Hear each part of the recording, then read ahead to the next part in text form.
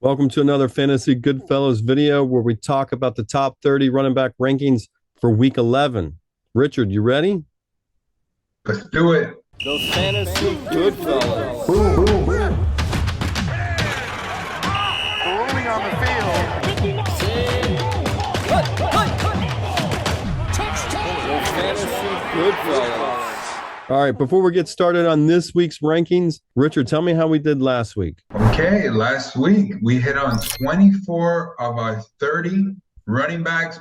Boom, boom, boom. Another solid week. We've been very consistent when it comes to running backs.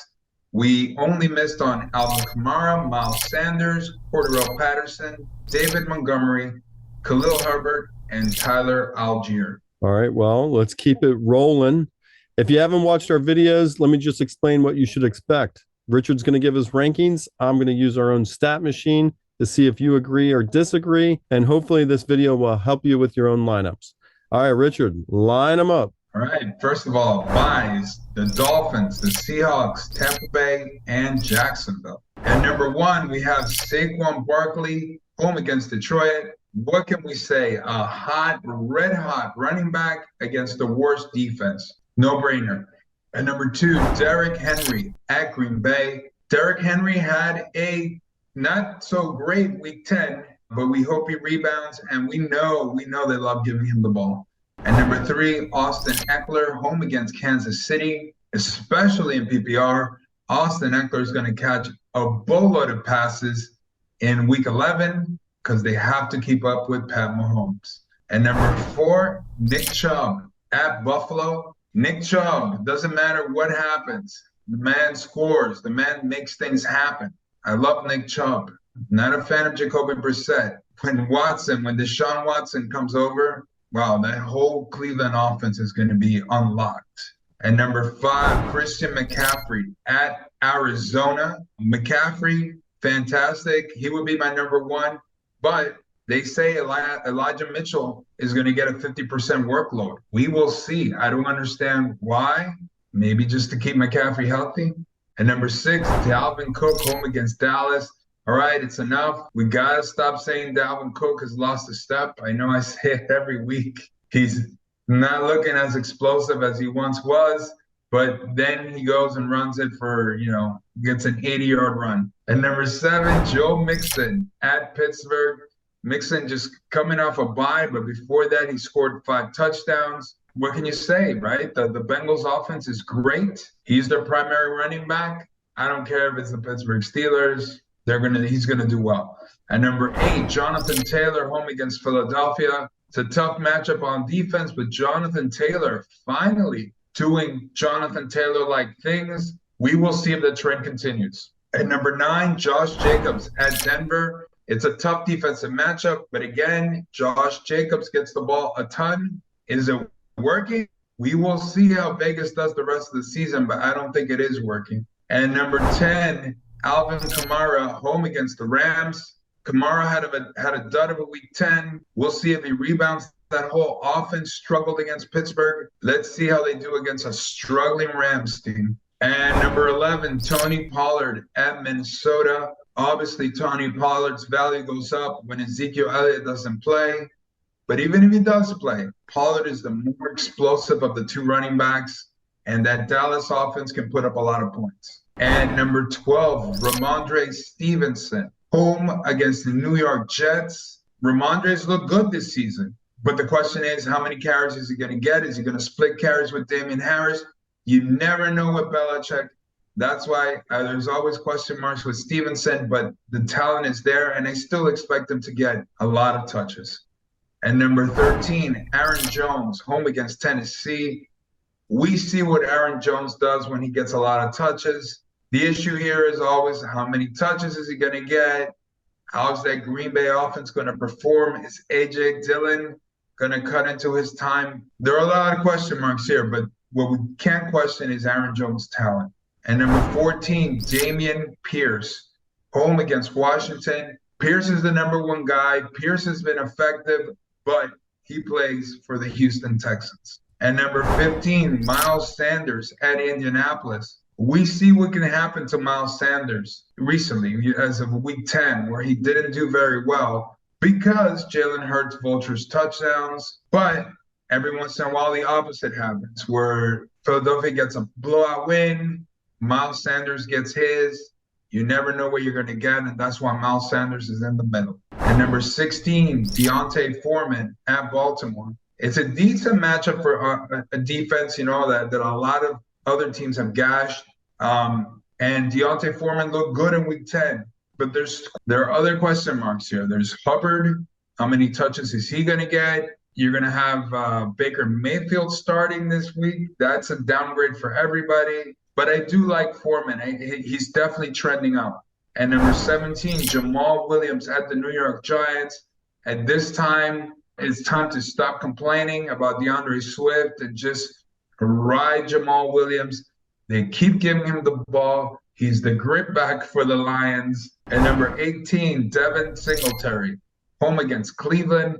Devin Singletary had a good week 10, continues to be the primary running back for a very good offense, if not the best offense in the league. And number 19, James Conner, home against San Francisco. All right. There are no questions here with James Conner, right? They cut, Benjamin. Conner is back. Benjamin, you're out. So we know Conner is going to get a bulk of the carries. In Arizona, the question mark here is Kyle Murray. Is he playing? And how good are the Cardinals going to be?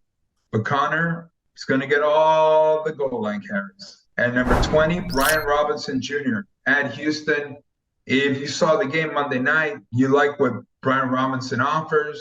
He's the power back. He's a tough guy. He's going to get the tough yard, and he's going to get those goal line carries for the Commanders, a team that likes to run. And number 21, DeAndre Swift at the New York Giants. Obviously, as DeAndre gets healthier, he's going to do more within that offense. And we know he can make a huge play. We know he's great catching balls out of the backfield. So for that reason, rank him here.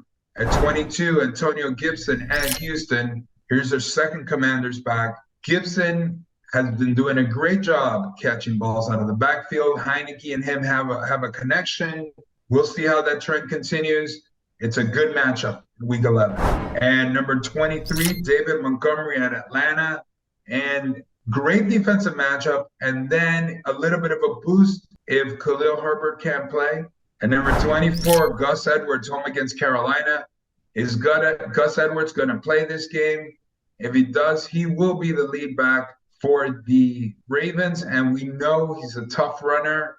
He's an athletic runner. I think he's going to do well in this run-first offense. And number 25, Najee Harris home against Cincinnati. The question here is going to be, how many balls can he catch out of the backfield? Are they going to use him in this way? He could have a good game because Pickett's going to have to pass a lot. So it can go one of two ways. The other way is, it can be completely ignored in that offense and do very little, as he has done pretty much the whole season. And number 26, Khalil Herbert at Atlanta. We don't know if Khalil Herbert's going to play or not, but like we said before, great matchup. Atlanta has a bad defense. And Khalil Herbert's explosive. The question is he healthy? And number 27, Cordero Patterson, home against Chicago. Patterson had a disappointing week 10. He was coming back. Everybody was excited. Let's see, with one more week of preparation and game speed, playing at game speed, let's see if he can get back to what he was last year. And number 28, Isaiah Pacheco at the LA Chargers. He had 16 carries last week, which is significant for a Kansas City running back. This is a backfield that, where they split carries, where running backs do more receiving than running. And Pacheco had 16 carries, so have to rank him now. At 29. Hold on. For anybody that might not know, what's going on with Clyde Edwards-Helaire? Nothing really. He's just it looks like he's fallen out of favor in Kansas City. I guess they feel like, hey, we need someone that's going to do more with the touches, the few touches they get in that Kansas City backfield. And right now, I think they're happier with McKinnon and Pacheco.